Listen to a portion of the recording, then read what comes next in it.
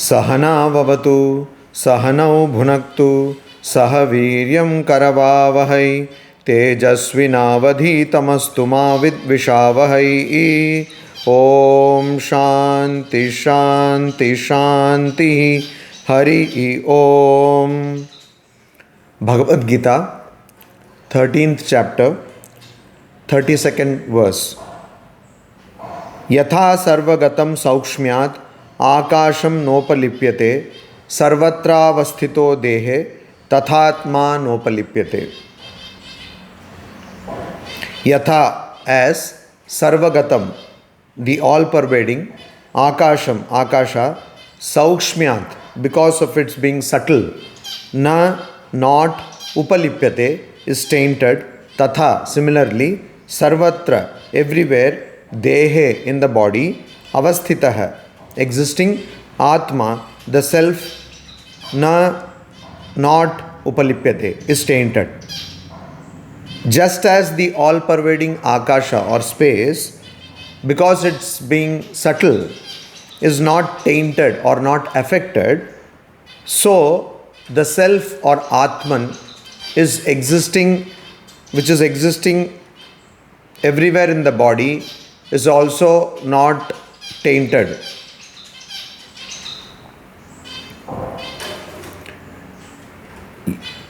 Because it is everywhere in the body and self is existing everywhere, so it is not tainted because there is nothing to taint it. That is the idea.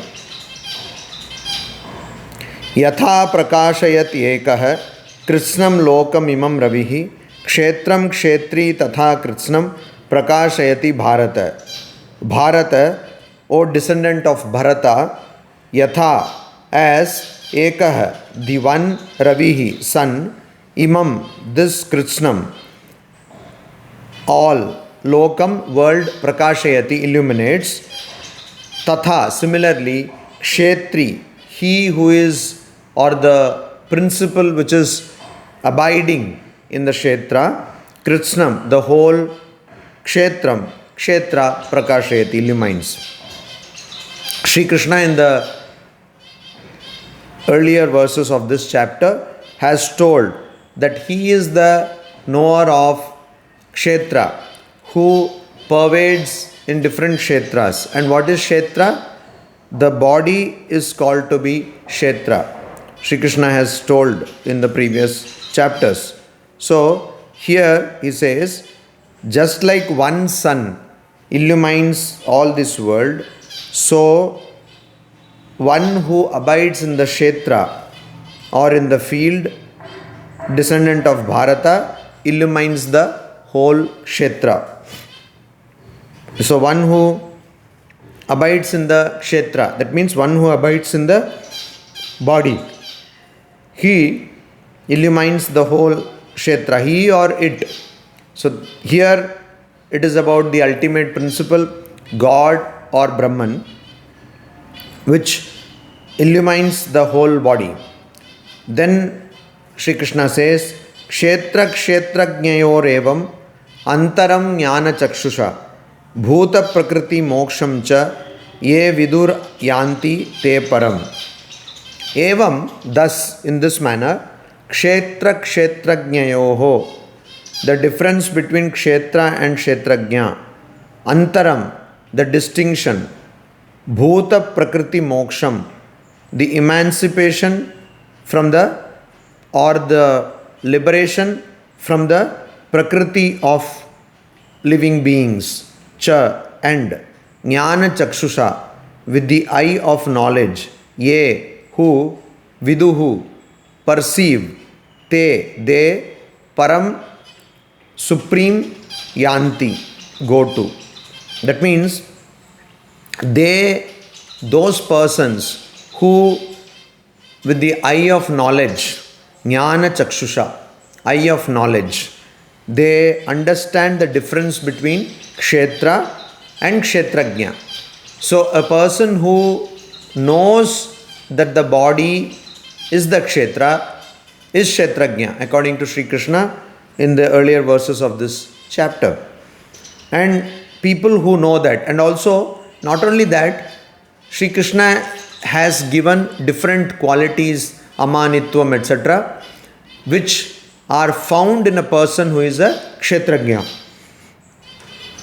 And also that person is having emancipation from the nature, prakriti of all beings. So what is prakriti?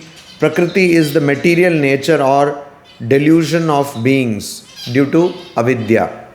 So a person who has this material nature, that person can never become spiritual. Even if an iota of material nature is there, one cannot attain to the ultimate knowledge. So prakriti of beings, emancipation of prakriti from prakriti of beings means this material nature. So people will be freed from material nature and param yanti. They attain to the supreme. They attain to the supreme. How do they attain to the supreme? By knowing the difference between Kshetra and Kshetrajna, and by completely becoming free from the material nature in them. How do they completely become free? By giving up all attachment. So those are the qualities which have been listed by Sri Krishna in this chapter. So here it is very simple. Sri Krishna says that Kshetra is the body, and it is in the body that all the karmas or the effects of karmas are exhausted. People who know this body to be the Kshetra are Kshetrajna, but they also should have all these qualities. And if they know, then they also know God or Brahman, and they go to the supreme status, ultimate principle they understand or they realize. Iti kshetra kshetrajna vibhaga yogo nama trayodashodhyayah. Thus ends the Trayodasha, 13th chapter, called Kshetra Kshetrajna Vibhaga Yoga. The discernment between Kshetra and Kshetrajna. Now we go to the 14th chapter. What is the 14th chapter? It is the classification of three gunas. Three gunas. What are the three gunas? Gunatraya Vibhaga Yoga. So the yoga of the classification of three gunas. What are the three gunas? Sattva, Rajas and Tamas. The 14th chapter starts with this verse. Shri Bhagavan Vacha Param Bhuyah Pravakshyami Jnananam Jnanamuttamam Yajñatva Munayah Sarve Param Siddhimito Gataha. Shri Bhagavan Uvacha. The Lord or Blessed Lord or Shri Bhagavan, one who is having Shri Uvacha, said, Jnananam, of all knowledge, Uttamam, the best, Param, supreme, Jnanam, knowledge, Bhuyah, again, Pravakshyami, I shall tell, Yat, which, Jnatva, knowing, Sarve, all, Munayah, Munis. Munis means a person, Muni means a person who has controlled one's mind. Itaha, after this life, Param, high, Siddhim, perfection, Gataha, have attained to.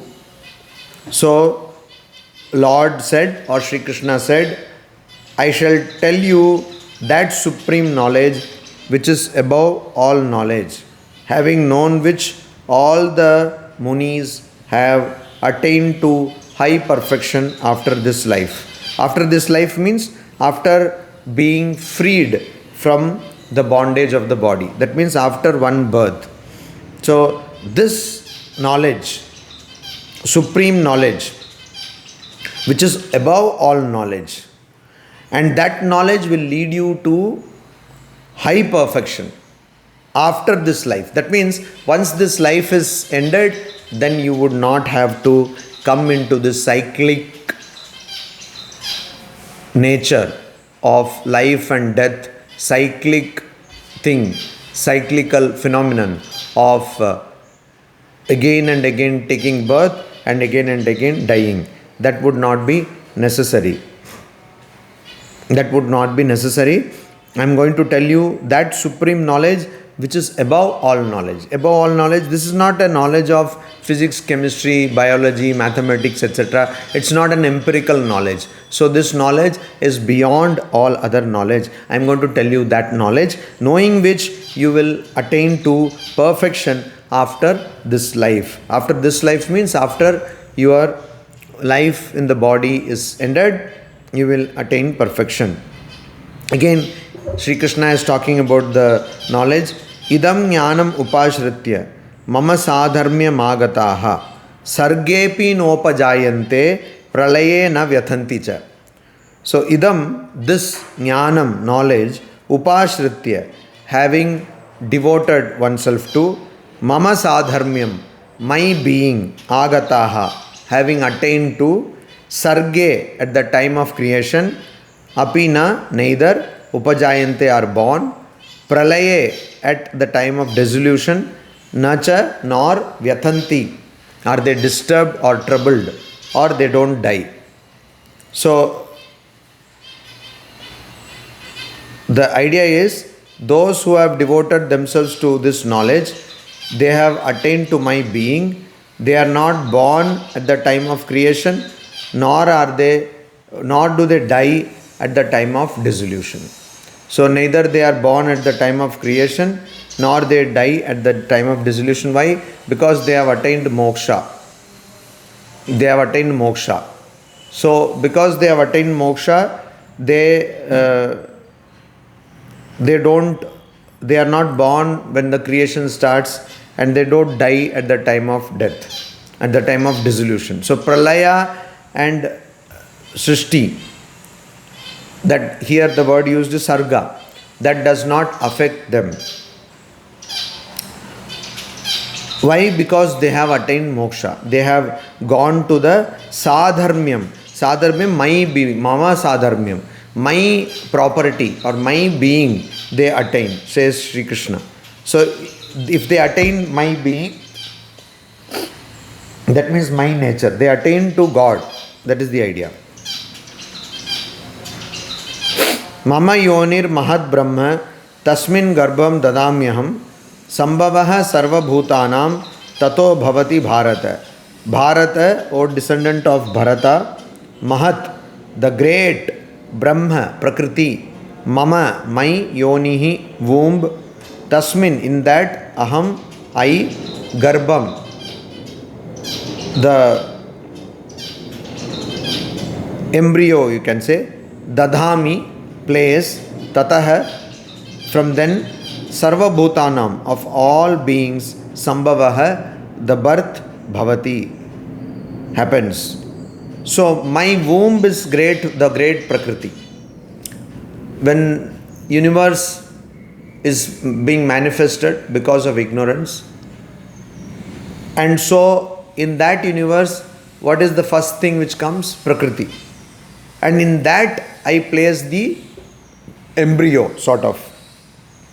And from that embryo, O Arjuna, all living beings are born. That means